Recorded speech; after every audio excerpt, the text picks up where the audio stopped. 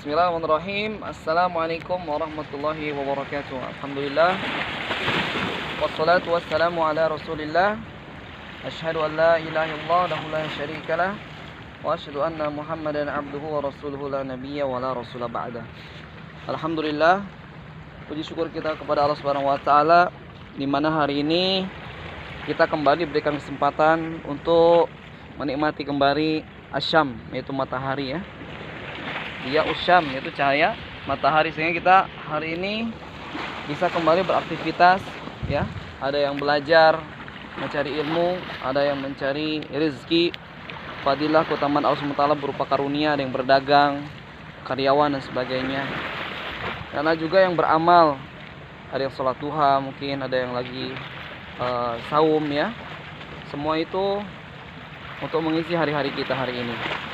Nah, alhamdulillah kita diberikan kesempatan, semoga kita isi mari hidup kita ini, kesempatan ini untuk berbuat baik kepada Allah SWT dengan beramal salih dan melakukan bentuk-bentuk ketakwaan kepada Allah SWT, baik berupa perkataan atau perbuatan yang zahir, nampak atau tersembunyi. Alhamdulillah hari ini kita juga kembali melihat laut ya. Alhamdulillah laut ini. Laut yang hari ini kita lihat ya, dimana waktu dulu di zaman Nabi Musa alaihissalam bisa menenggelamkan manusia yang sangat sombong kepada Allah SWT yang mengaku dirinya adalah Ana rabbukumul a'la, aku adalah Tuhanmu yang maha tinggi, dialah Fir'aun. Maka disinilah di laut ya, di laut ya, yang beda tempatnya, pastinya tempatnya beda, bukan di sini, tapi intinya di laut Allah SWT tenggelamkan orang-orang yang sombong kepada Allah SWT, yang sombong menolak ajakan daripada dakwah para nabi, dan ternyata hanya sekejap mata saja mereka bisa ditenggelamkan oleh Allah SWT. Dan ketika lihat laut juga kita ingat ya, bahwasanya Allah SWT ketika berkehendak dengan laut, maka laut ini bisa dibelah oleh Allah SWT ya, dengan memerintahkan Nabi Musa alaihissalam untuk memukul dengan hanya tongkat saja. Dan hari ini kita lihat mana manusia hebat, manusia dengan teknologi canggih ya, yang bisa membelah laut, dibikinnya laut seperti jalan. Dia mendiamkan air yang bergerak. Maka pastinya kita belum dapatkan orang seperti itu sehebat Nabi Musa alaihissalam, dan izin Allah bisa membelah lautan itu. Jadi artinya ketika lihat laut ini juga kita ingat juga kisah Nabi Musa alaihissalam, bagaimana beliau dikejar-kejar oleh Fir'aun ya, dan bala tentaranya, sehingga di depannya laut, di belakangnya Fir'aun dan bala tentaranya.